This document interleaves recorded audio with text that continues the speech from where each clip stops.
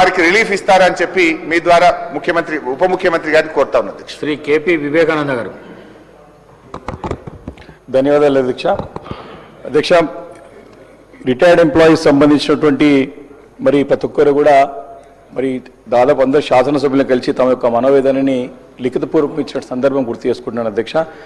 అధ్యక్ష, ఇప్పటికే టెంట్లు వేసుకుని ధర్నాలు చేస్తూ ఉన్నారు రిటైర్డ్ ఎంప్లాయీస్ అంతా కూడా. ఇంతకుముందు పెద్దలు చెప్పినట్టుగా మరి 30-40 సంవత్సరాలు తమ జీవితానంతా కూడా దారపోసి రాష్ట్ర అభివృద్ధిలో ప్రగతిలో భాగస్వాములై ముందుకు తీసుకువచ్చి రిటైర్డ్ అయిన తర్వాత ఇలాంటి మనోవేదన గురవుతూ వారికి ఒక అభద్రతా భావం ఏర్పడేది అధ్యక్ష. ఒక చిన్న చూపు చూస్తుంది ప్రభుత్వం అనే ఒక భావం వాళ్ళు ఏర్పడ్డది అధ్యక్ష. దాదాపు ఇప్పటికే అంటే 2.5 సంవత్సరాలు కావస్తుంది ప్రభుత్వం తన మేనిఫెస్టోలో చాలా స్పష్టంగా తెలియజేసింది. అధికారం రాగానే సిపిఎస్ స్కీమ్ నుంచి ఓపీఎస్ తీసుకొస్తామని చెప్పి ఉద్యోగస్తుల గురించి చెప్పింది అధ్యక్ష. దాని గురించి మరి ఇప్పటివరకు కూడా ఎక్కడ ప్రస్తావన లేదు అధ్యక్ష. దీని గురించి క్లారిటీ ఇవ్వాల్సిందిగా అని ప్రభుత్వాన్ని మీ ద్వారా అడుగుతాను అధ్యక్ష. అదే అధ్యక్ష, రిటైర్మెంట్ ఉద్యోగస్తుల విషయం వచ్చేసరికి అధ్యక్ష, గతంలోనే ఈ యొక్క అంశం ప్రస్తావనకు వచ్చింది అధ్యక్ష. ఇదే సభలో ప్రభుత్వం నుంచి సమాధానం వచ్చింది. దాదాపు 10,000 కోట్లు ఈ రోజు వరకు మాకున్న అంచనా ప్రకారం సబ్జెక్టు కరెక్షన్ దాదాపు ఈ రోజు వరకు ఈ బెనిఫిట్ స్టాచ్యుటరీ బెనిఫిట్స్ ఏమిటంటే ఉద్యోగస్తులు తమకు హక్కుగా రావాల్సిన డబ్బులే అధ్యక్ష. 10,000 కోట్ల రూపాయల వరకు బకాయిలు పడ్డాయని స్పష్టంగా తెలియవస్తుంది అధ్యక్ష. దానిపైన ఏమైనా కరెక్షన్స్ చేయొచ్చు గౌరవ ఉప ముఖ్యమంత్రి గారు.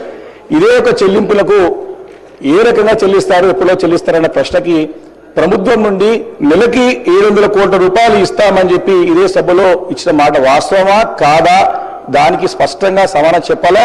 చేస్తే వెళ్ళండి, చేయలేదు కాబట్టి ఎందుకు చేయలేకపోతున్నారు మరి సభలో అనౌన్స్ చేసినటువంటి ప్రభుత్వమే చేయలేకపోతే మరి ఉద్యోగస్తులు ఇప్పటికీ ఒక ప్రశ్నకి సమాధానం, ఈ ప్రశ్న గురించి యావత్ తెలంగాణ రాష్ట్రంలో ఉన్నటువంటి ఉద్యోగస్తులు, రిటైర్డ్ ఉద్యోగస్తులు ఎంతో ఆశతోని ప్రభుత్వం నుంచి సమాధానం వేచి చూస్తా ఉన్నారు.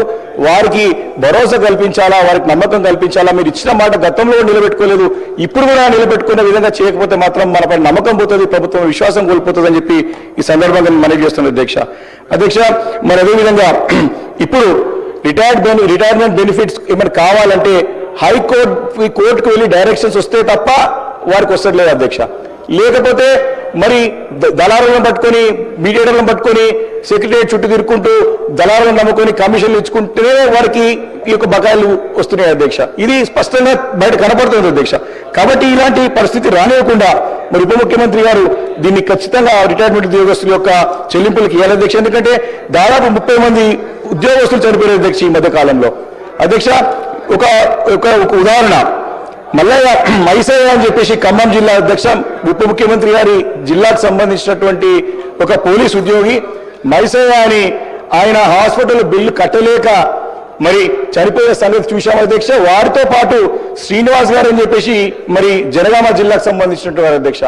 మరి మాకు party legislative ఉపనాయకులు Harish Rao interview అయిన తర్వాతనే మాట్లాడిన తర్వాతనే వాళ్ళకి 29 లక్షలు వాళ్ళు రావాల్సినటువంటి బెనిఫిట్స్ చెల్లించడం జరిగింది అధ్యక్ష. అంటే ఇంతమంది అంటే రిటైర్డ్ చెప్పుకోలేక వారు మనోవేదన తెలియలేక ఈ రకంగా చనిపోతున్న సంగతి కూడా నేను మీ ద్వారా గౌరవ ఉప ముఖ్యమంత్రి దృష్టికి తీసుకొస్తున్నాను అధ్యక్ష. కాబట్టి ఇది చాలా ఇంపార్టెంట్ ఇష్యూ అధ్యక్ష. ఈరోజు తెలంగాణ రాష్ట్రంలో ఉన్నటువంటి యావత్ ఉద్యోగస్తులు, అదేవిధంగా మన రిటైర్డ్ ఉద్యోగస్తులు వేచి చూస్తున్నారు. వారికి నమ్మకం కలిగే విధంగా మాట ఇచ్చిన వారు నిలబెట్టుకోవాలని చెప్పేసి కూడా మీ ద్వారా నేను గౌరవ ఉప ముఖ్యమంత్రి గారిని కోరుతా ఉన్నాను అధ్యక్ష. Thank you. Doctor Kalvakuntla Sanjay.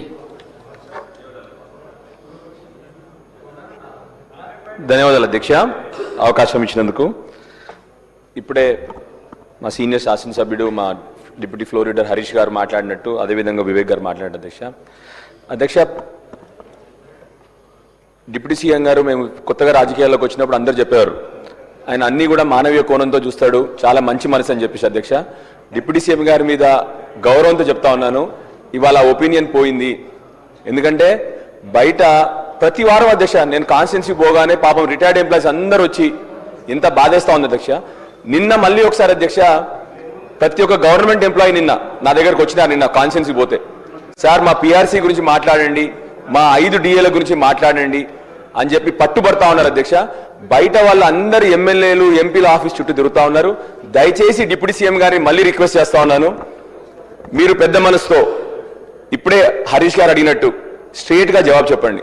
ఎప్పుడు ఇస్తారు మీరు డిఏలు, ఎప్పుడు పిఆర్సీ అపాయింట్ చేస్తారు మీరు అని చెప్పి స్ట్రైట్ గా ఆన్సర్ చేయాలని చెప్పి మీ అందరిని కోరుతాను.